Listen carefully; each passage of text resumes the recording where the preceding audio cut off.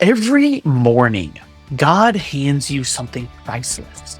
Not money, not luck, but an unpolished diamond. And at the end of each day, you hand it back. Welcome to the Journey to Legacy podcast. I'm your host, Wayne Veldsman. And in this episode, I sit down with Rabbi Daniel Cohen, author, speaker, and the founder of the Legacy Academy. He explains that daily diamond, exactly what it is, and how most people are accidentally wasting it without even knowing.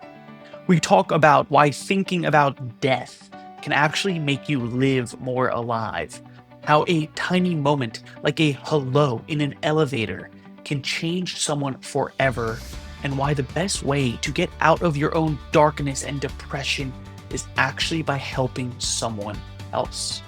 If you've ever felt like life is moving too fast and you're just trying to keep up, this interview is for you. Welcome to the show, Rabbi Daniel Cohen. Rabbi Daniel Cohen, founder of the Legacy Academy. You're an author, radio show host, of course, a rabbi as well. Welcome. Thank you for your time today. Yeah, thank you so much for having me. Appreciate it. I'm really excited for our conversation, right? Because, as we were talking about before hitting record, we both love this concept of legacy, which I think, interestingly enough, like there's a lot of society that doesn't like the term anymore. And so I'm going to flip the show upside down. Tell us, what's your perspective on legacy? What is even the legacy we're working to leave on this world? So I think that sometimes people, the name of the book that I wrote was called What Will They Say About You When You're Gone? Creating a Life of Legacy. And for many, they say, well, I don't really care what they think about or this idea, like it's all about death. And the truth is, it's not. Legacy is something that we can create every day. Every day, we have the opportunity to leave a lasting impression, to focus on what matters and make the world better. So I think there's this sense like, wait a second, I don't want to, I want to enjoy today. And that's true. At the same time, when we think about legacy and we take time and don't just let it pass, but infuse it with kindness, holiness, gratitude, humility, we actually are living that life right now. And I think that's what's most important. The idea of thinking about death is just a trigger to really motivate me every day. Thinking about death ends up being a trigger to motivate you every day, in that every single day you are Building a legacy, living, you're leaving a mark. Yeah, I mean, building the legacy. from a mystical standpoint, every single human being is given an unpolished diamond in the morning by God. When we wake up, God is saying, I love you, I care about you. There's something for you to do in this universe that is unique to any other person in the universe. And then at the end of the day, when we go to sleep, we give that diamond back to God. And we are evaluated every day by how much light that diamond radiated. How much do we take the potential that God gave to us and share that with the world that touches us? We start every day with an unpolished diamond. And then based on our acts throughout the day is how much we polish it, how much it shines that we give back at the end of the day. That's the concept That's that the you're sharing? concept. Interesting. I'm surprised I've never heard this before. Where does that come from? Like, where did you originally hear it? I heard it from read it from a rabbi, Chaim Attar. He was a mystic who lived in the 1500s in an area called Safed in Israel. And it's rooted actually in one of the greatest, I would say, Kabbalist mystics, Rabbi Isaac Luria, called the Ari. How has this concept, I guess, changed or shifted your perspective on life and how you treat every single day? I mean, radically. Look, I always grew up with a sense, that life was important, that I'm here for a higher purpose. My parents are people who are very grateful. My mom of blessed memory, whenever you'd ask her how she was doing, she would say, no matter how chaotic the home was, thank God, fantastic, like very upbeat. I mean, I live with that awareness, but when my mom, and this is really the genesis of my own journey, she died from a brain aneurysm suddenly at 44 years old. I was in my early 20s, and my entire world, as you can imagine, turned upside down when I realized that life can change in an instant. But then when I got to the same age as my mom, I always knew she was young, but then when I got to 44, I began to ask myself much more deeply, am I doing the most that I can every day with the life that God has given me? And as a rabbi, I also see that, not only rabbi, but, oftentimes people get in touch with their faith or with the importance of life when they have a brush with their mortality. The premise of the book is you're at a funeral, and as you walk out of the funeral, you have a moment when you say to yourself, I hope they speak about me the way they spoke about that person. You focus on what truly matters. And then we're motivated for about 15 minutes until we go back to life as usual. And the concept behind the book, and really I've grown into this even more, is that identify the kind of life you want to lead. And then I take people on a journey of 7 principles to reverse engineer our lives so we lead the lives now for how we want to be remembered. And my journey, the studying that I do, the encounters that I have really has shaped my life so that I try to see no encounter as random. When I wake up in the morning, most people think, what do I want? I ask, what does God want of me? How is there ways in everything that I do to be a conduit for God's light to the world? I mean, I just threw a lot so I'm out so at sorry you. about, of course, yeah, you threw a lot out of me, and I try and really just be a very active listener and like pause and process, right? That it's a blessing that you said that your parents, raised you in this manner, that they were such positive individuals as well, that your mom, it didn't matter how chaotic of a thing that was going on, she would still say, today's such a blessing. And then to have her suddenly pass away from this brain aneurysm when you said she was so young, 44 years old, that it was a huge shift in your life, right? To Yeah. realize, I guess, how precious life is. And you then mentioned, of course, that people often, when they're brushed with immortality, Or they mortality. then Yeah. steer close with mortality, excuse me. Yeah. Yeah. They then steer closer to God or religion, or they have their life shaken. So it sounds to me that it was when your mom passed away, that was when your life sort of had this shake. And did a lot actually change for you then? I mean, look, I thank God did grow up in a home that I think the values were very strong. At the same time, when you're young, you think you're invincible. You think everything is going to always be there. And you just kind of, get into a routine of living. And again, it wasn't like it wasn't a meaningful life, but when my mom passed away, I was certainly shaken. I mean, I write about that in the book and think about my own relationship to God. We all ask, as I did, why does such a tragedy happen? But then I learned, and this is something that I've tried to share with other people, is that you can ask why, but ultimately you need to shift to a place of for what purpose? How can I grow through this? How can I, rather than lament the loss of my mother, increase her light through leading a more intentional life? And I was in college. I still wasn't like I would say where I am today by any means. But as I said, when I got to my mom's age, then I really began to think more deeply.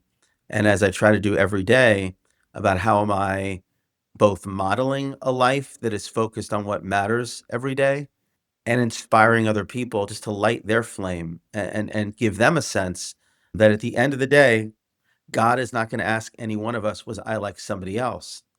But God is going to ask every human being, did you do the best that you could to be grateful for every day and share your light with the world as often as you could? You mentioned gratitude now a couple Yep. times. It sounds to me that gratitude plays a large role in your life and in what legacy means to you and achieving a meaningful legacy. No, 100%. I mean, I'll share with you a story that I think is a great illustration of this. In the heart or the height really of COVID in 2020, there was an Italian man who was in his mid 90s who was on a ventilator for a number of months. Thank God he survived. And on his way out of the hospital, he was given a ventilator. He was given the bill for a ventilator for one day, and he started to cry. And the doctor said to him, are you crying because you can't pay the bill for the ventilator for one day? He said, I have all the money that I need, but I've been breathing God's air for free for 94 years. Now I know how much one day's breath is worth. So you hear, Talk about gratitude. so you hear Wow. that and you realize, I mean, I believe, what it says when God created humanity, he breathed into us the breath of life. So when I wake up in the morning, it's not just enough to say, thank you, God, but that God believes in me and that every breath is a gift. And then my role is to take that gift and to be God's partner to bring healing in places of hurt and light in places of darkness. The perspective there of being God's partner is really, really wonderful. Rabbi Cohen, here's an interesting question, because a lot of potential of my listeners might not be that religious, right? And so when you come across individuals that maybe haven't totally accepted God, haven't found God yet, right? But then you start talking about these similar concepts, do you approach it in a different way? And how do you, I don't know, urge people to accept this gratitude, this positivity, being the light in their life and other people's lives, which then I think will ultimately bring them closer to the Lord? But like, how do you approach that? Like, how do we, share with those individuals? I would say that, I don't really talk about God per se as much as, I'll give you an example. I'll say to somebody, tell me a moment in your life that you'll never forget, where somebody did an act of kindness to you that still is on fire within you. And no matter whether you're religious or not, or a God believer or not, we have what I believe is a inner compass inside of us that really helps us identify what is real pleasure, not what's counterfeit pleasure, fills our life with real meaning as opposed to transient, just transient experience. And when you talk to people through experience, people can relate to that. It's not about God, but it's more about giving your life meaning and also giving people the tools. I know, like I've had people say, like, Rabbi, I'm not feeling so well. I'm feeling kind of down on the world. What do I do? Do an act of kindness for somebody. Because we all know that we can easily retreat into despair and anxiety. But the feeling that somebody has when they go to a food pantry, when they feed the homeless, when they pay it forward, when they give somebody a smile, when they give somebody a word of encouragement, it's priceless. And then that becomes something which is contagious. It fuels more of it. So that's really where I start because, we oftentimes have no idea what we did yesterday or the day before. But if you do an act of kindness, that becomes a memory that will never be forgotten, not only for you, but certainly for the recipient. You do an act of kindness, it becomes a memory that is very unlikely to be forgotten. What a great way to like steer people that direction of asking, what is a past memory of yours that you have when somebody was randomly kind, right? That really stuck with you. If I heard you correctly, because it's a crazy concept, if you're feeling down, like you need help, your recommendation is to help others. Exactly, because it puts life in perspective. The truth is, emotions are affected by actions. It's not actions that are affected by emotions. So therefore, if you don't feel like doing something, the way the soul works is if you activate your soul or your inner life in a way that is giving, you will become more grateful. You will feel something deeper inside of you. And the truth is just like you wouldn't expect anybody to run a 10K in 30 minutes if they haven't exercised. Their muscles are flabby. They're not really in tune. And the same thing with our spiritual life. If we don't practice walking in the ways of God, slow to anger, patient, flooding the world with kindness without expectation of anything in return, we're not fortified in our spirit. But when we practice small acts, again, I go back to what we said before of gratitude, of kindness, and ask for some divine support. Slowly, our soul becomes fortified and in many ways oriented to finding new ways for impact every day. Rabbi, I'm scribbling notes as fast as humanly possible over here because they're just wonderful takeaways. Everybody that's listening, rewind back. This analogy that you just shared of an individual running a 10K, right? If they don't put in the time and effort to practice, right, how are they supposed to actually be that way? The analogy to if you want to feel grateful, whole, giving, kind, how are you supposed to be that way if you haven't outwardly practiced it? And you do that by giving it to others. What an interesting concept that sounds so backwards, yet True. the way to get it is to give it. Yeah, that's true. I like what you just said. Get it? is give it.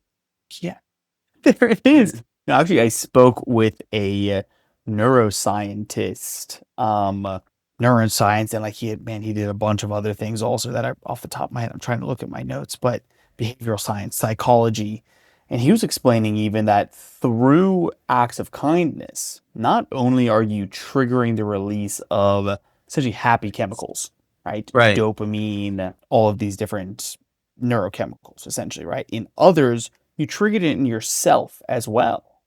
And so this isn't just by any means from a spiritual sense, right? This is the science of how the brain works.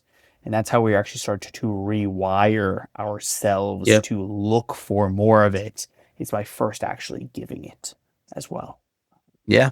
Unbelievable. I absolutely love it. So let's pivot a little bit. Talk to me about the Legacy Academy, right? Because your concept of we are creating and building our legacy every single day. It's while we're here, not necessarily after we've died, right? Is very much the same way that I think, and that a lot of our listeners have heard me talk about. So, what is the Legacy Academy? Where did it even come from? Sure. So I wrote this book about almost 10 years ago, and thank God it's been very well received. And it's a great guide. It also has within it different exercises to help people cultivate gratitude, lead life more courageously with good choices, creating memories. There's these 7 principles. And it also involves time to identify at the very beginning of the book, what are the 5 words I want to be remembered by? If I had 24 hours to live, what would I do and why? Which helps set, well, what is the kind of life I want to lead? But then it became clear that I had the ability to really help people through this process. So the Legacy Academy is a 10-month online program. There are 10 separate videos and worksheets around principles and really inspiration around a principle. I say, for example, living inspired, cultivating gratitude.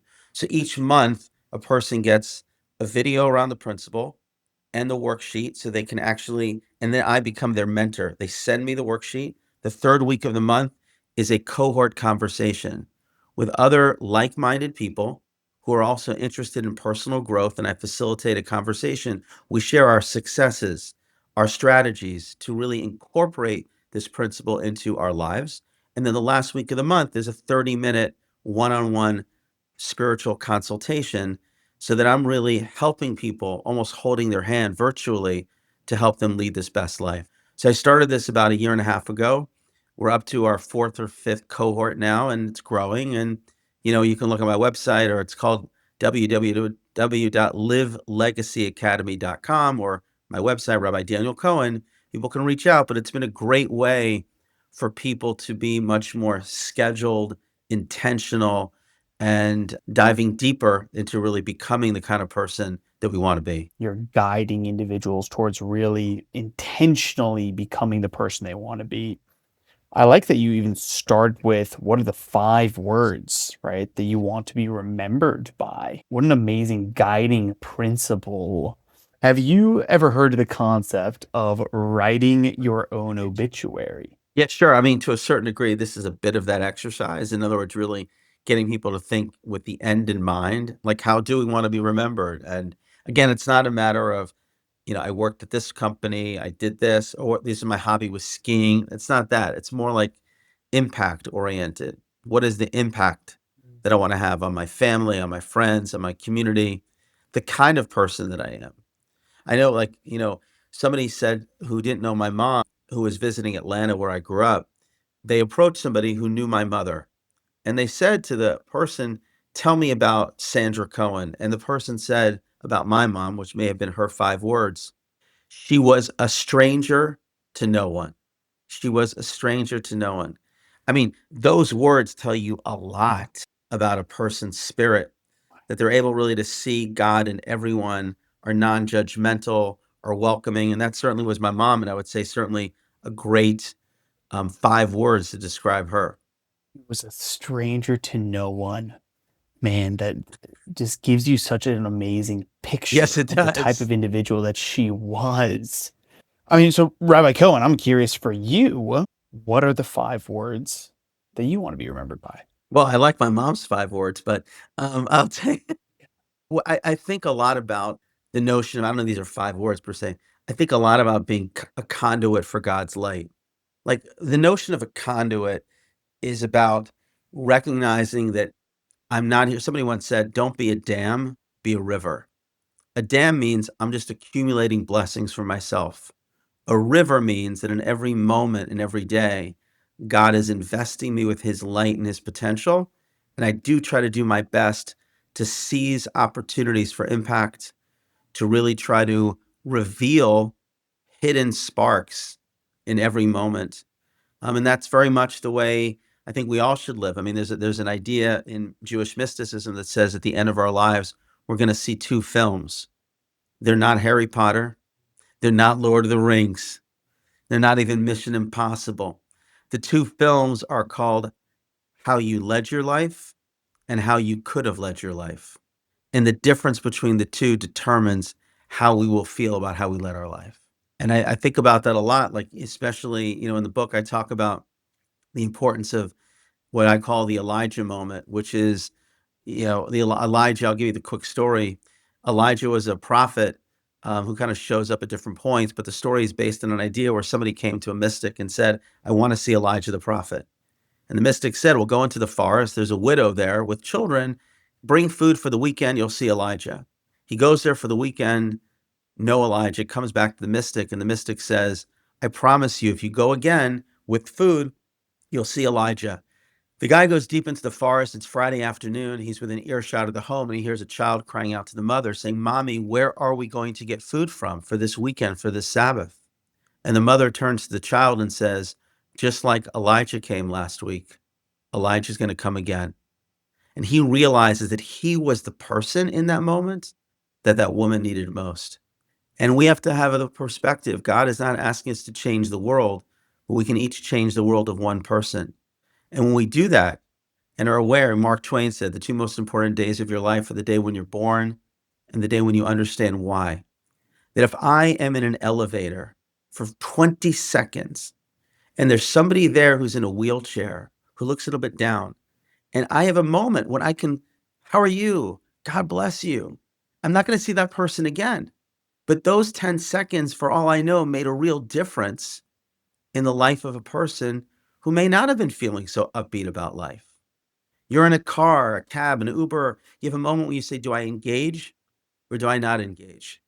And countless times I've seen that when you engage and all it takes is a quick hello, you may actually end up setting off a light in somebody's life and potentially changing their life forever. So true. Wow, right? That's these small daily acts that you don't even realize really can set off a light in somebody's life, change their life forever. Um, you're saying here of being a conduit for God's life, right? And so Yeah. be the river, not the dam. Yeah. Right? Is don't just be here to receive and collect blessings and goodness. Our job is to let blessings flow through us and to pass them forward and on.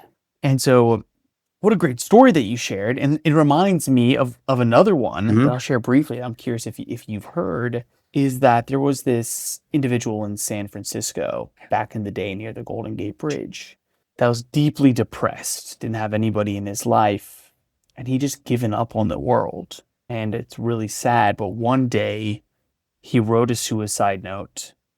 He walked all the way near the Golden Gate Bridge, jumped off of a cliffside, and committed suicide. Fortunately, he died.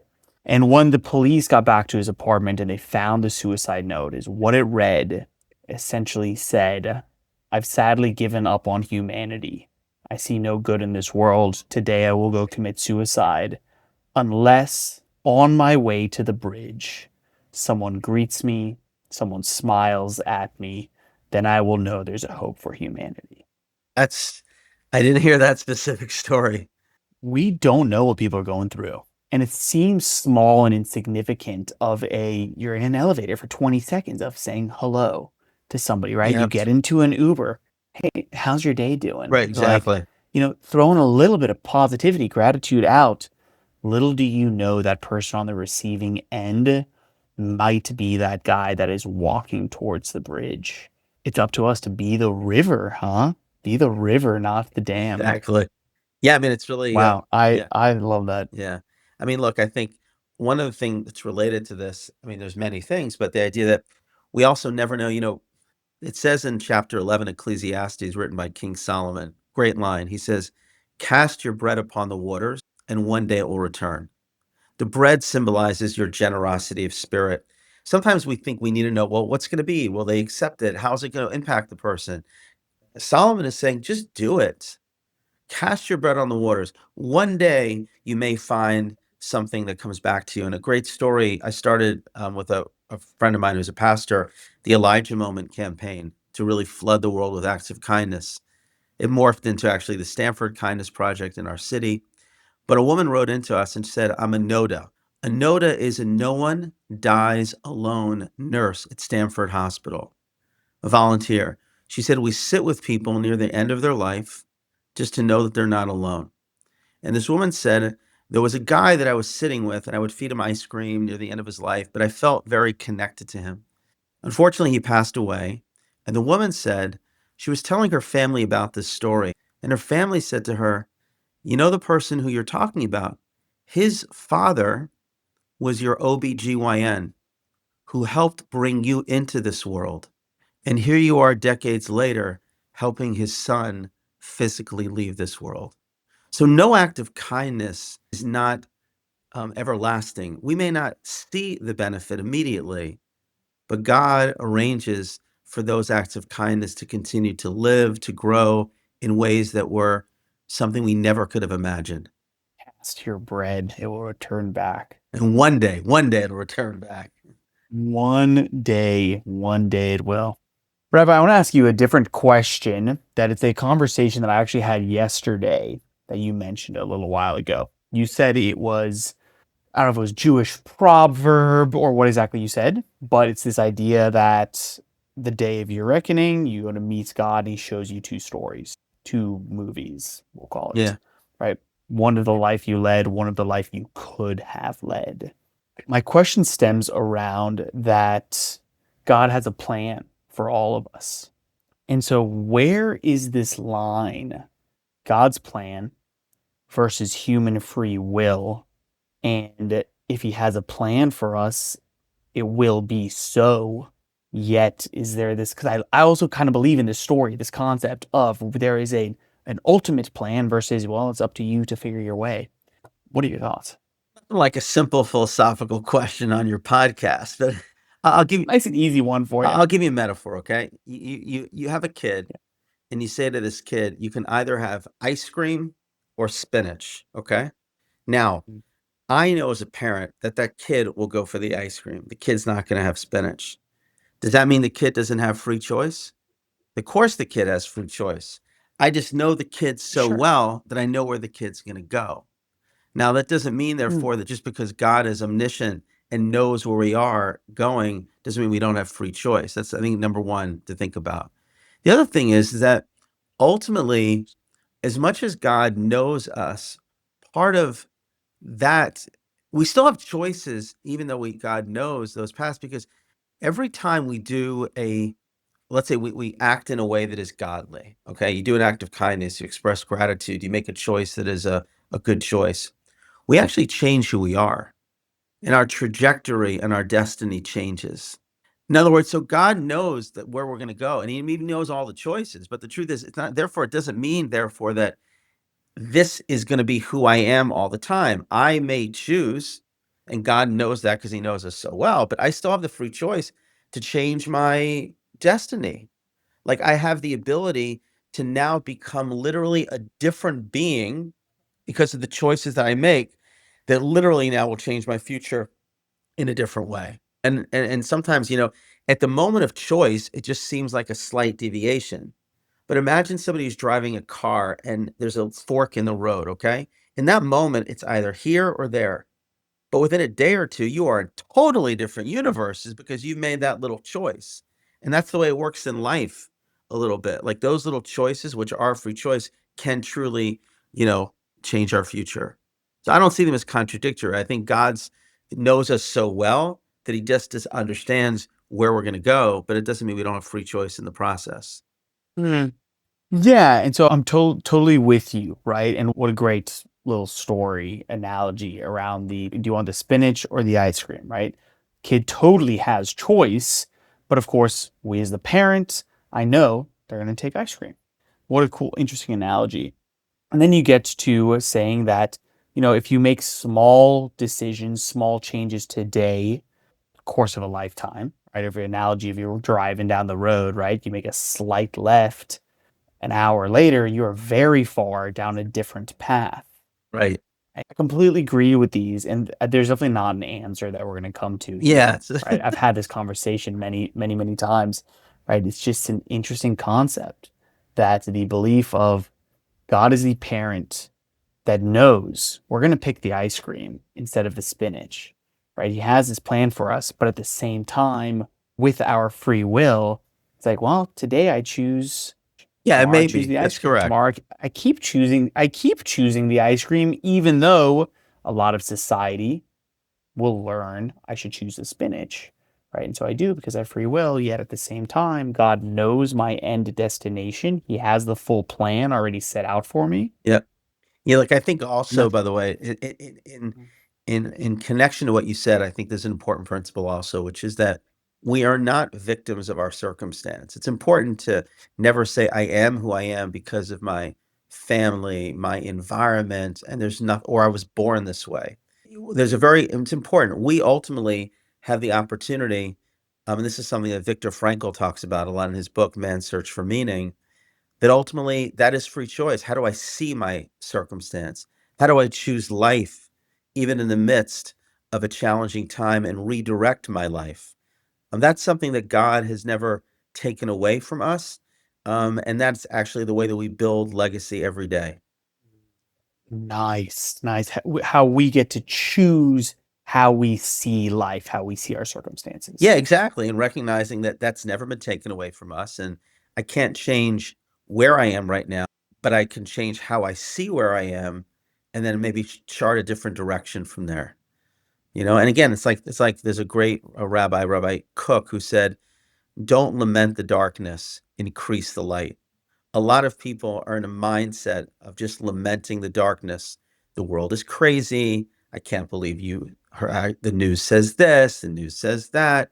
I'm a big believer. Spend 5 minutes a day in the morning and 5 minutes in the evening on the news, and then put it in a box and spend the rest of the day just trying to make the world better and just move forward. Because that's a lot more productive than just being overwhelmed by, again, the news and social media, which really just diminishes our fire and certainly is not a source of inspiration most of the time. Mm, let's stop focusing on the darkness. Instead, focus on how can we spread more You light. got it. Yeah. Yeah. Wow, that's beautiful. Cohen, as we start to sort of wrap up, right? What does the future look like for yourself, for Legacy Academy? I haven't even talked about your radio show and multiple books, but what do you see ahead? Look, first of all, my dad always says, health is wealth. I pray for good health, but health is not the end game. It's really, again, a gift to think about how can I optimize my potential. So I'm constantly thinking of ways to mine the voice inside and share that light. I'm working now on a book with Alan Houston, who's a former NBA All-Star, who's a friend, called Rising Higher, Living Above the Net, Principles for Living, but it's rooted in stories from soulful athletes. So that's an area that I'm focused on, looking to build a legacy academy. And, I find also that I'm spending a lot more time now telling people, do you have 5 minutes this week to refresh your soul? A lot of people basically, they say, I'm too busy. Nobody's too busy. We have 168 hours a week, and it's never an issue of time, it's an issue of priorities. And King David writes in the book of Psalms, the Torah of God, meaning faith, renews the soul. So I'm very, I would say, mission driven on helping people to have moments in their week where they reorient their life in a way that now gives their life meaning and new direction. So that's where I'm really blessed on the family side. I have 6 daughters, 5 son-in-laws, 12 grandchildren, and thank God it's growing. So that's obviously a major, major part of my life. Wow, what a blessing. What a blessing. This is an interesting concept as well of, right, okay, do you have 5 minutes this week to prioritize renewing your soul? Yeah. Right? Prioritize it. We have the time. It's how we choose to spend it. And so exciting as well, right? Right. Working on a new book, growing Legacy Academy, and then of course the focus on your growing family. And a synagogue. I'm a rabbi of a What very a blessing. large synagogue. So that's a major focus of mine too. Like, let's not forget to mend the massive synagogue that you're growing at the same time. Yeah, thank God. Thank God. Rabbi Cohen, thank you so much for being here today. I greatly, greatly appreciate it. For anybody out there that wants to learn more, get involved, where's the best place for them to head? Just go to my website. You can send me an email. It's rabbidanielcohen.com, and we'd love to hear from everyone. Wonderful. We'll be sure to link to it down below. Thank you again. My pleasure. And that's it. Thanks for tuning in today and experiencing with me such a powerful conversation. Please do me and others a favor and share this episode. Here are my 3 biggest takeaways for today. First, legacy is built daily. It's not about what happens after you're gone. It's about how you live today. Every morning, you're handed that diamond. And the question is, how much will you polish it today? Second, if you want to feel better, make it happen by helping someone else. Remember, your emotions follow your actions. Don't wait to feel inspired. Go create inspiration through small acts of kindness. And third, don't be a dam, be a river. Don't just collect blessings, opportunities, and gifts. Let them flow through you. You never know whose life you might shift with one small moment. Thanks for being here today. Again, please go share the episode, and I will leave you now with a small challenge. This week, go and create one intentional act of kindness and see how it benefits yourself and everyone around you. I'll see you next week on the Journey to Legacy podcast.